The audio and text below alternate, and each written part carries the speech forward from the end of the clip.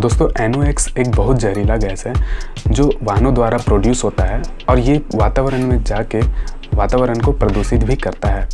और इंजन जो है जितना अधिक गर्म होता है उतना ही अधिक NOx का फॉर्मेशन भी होता है।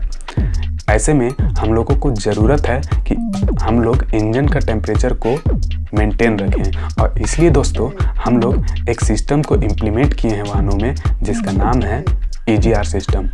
EGR सिस्टम की मदद से हम लोग वाहनों द्वारा जो NOx फॉर्मेशन हो रहे हैं उस फॉर्मेशन को रोका जाता है। पहले की गाड़ियों में ये EGR सिस्टम नहीं लगा होता था, जिसके वजह से पहले की गाड़ियों से पोल्यूशन जो है वो ज़्यादा क्रिएट होता था।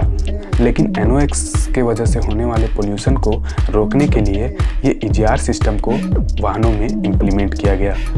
तो इसीलिए दोस्तों हम लोग आज के इस वीडियो में यही जानेंगे कि EGR सिस्टम काम कैसे करता है।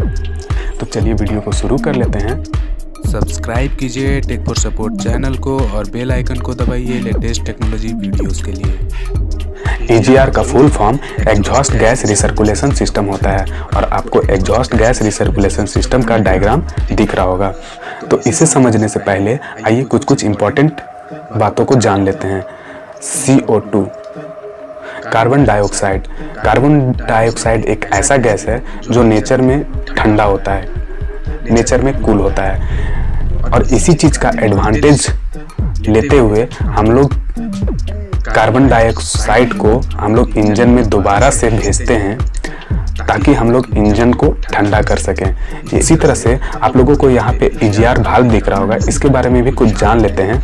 ये EGR वाल्व तब खुलता है जब हमारा गाड़ी का स्पीड जो है वो 2500 RPM से लेके 3000 RPM तक होता है। इसके साथ साथ एक पॉइंट और जान लेते हैं कि इंजन में NOx का फॉर्मेशन जो है वो बहुत ज़्यादा इंक्रीज हो जाता है तब जब हमारा इंजन का जो टेम्परेचर है वो 2500 डिग्री सेल्सियस में पहुंच जाता है। इसके साथ साथ यहाँ पे EGR वाल्व के बारे में एक चीज़ और जान लेते हैं कि EGR वाल्व जो है अगर काम करना बंद कर दे इस सिस्टम पे तो हमारा EGR सिस्टम जो है वो फेल्योर हो जाता है। तो EGR वाल्व जो है वो ब्लॉक हो सकता है ब्लैक गैस की वजह से।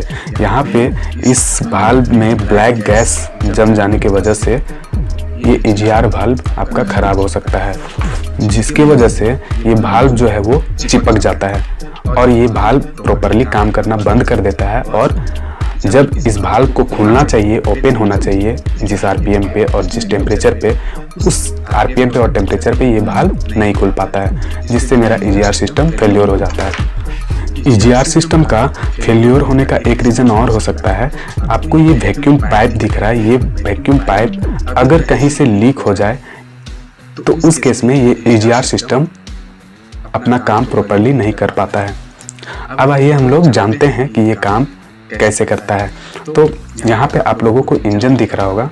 इंजन से जो भी एग्जॉस्ट गैस निकलते हैं वो यहाँ से एग्जॉस्ट मैनिफोल्ड से होते हुए निकलते हैं, और वो एग्जॉस्ट पाइप से होते हुए टेल पाइप में चले जाते हैं और फिर एटमॉस्फेयर में जाके मिल जाते हैं। EGR सिस्टम में हम लोग एग्जॉस्ट पाइप में ही एक पाइप और जोड़ देते हैं जो आप लोगों को दिख रहा होगा, और उस पाइप से जुड़ा होता है EGR वाल्व, और EGR वाल्व से जुड़ा होता है वैक्यूम पंप जो जाके मिला होता है इनलेट मैनिफोल्ड से।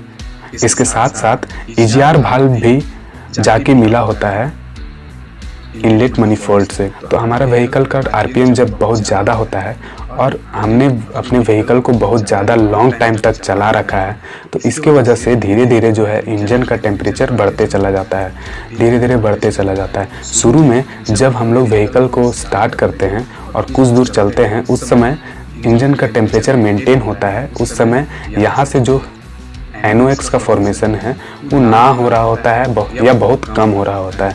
लेकिन जैसे जैसे इंजन का टेम्परेचर बढ़ता है वैसे वैसे NOx का फॉर्मेशन भी बढ़ते चला जाता है। व्हीकल का RPM 2500 से 3000 के बीच होता है।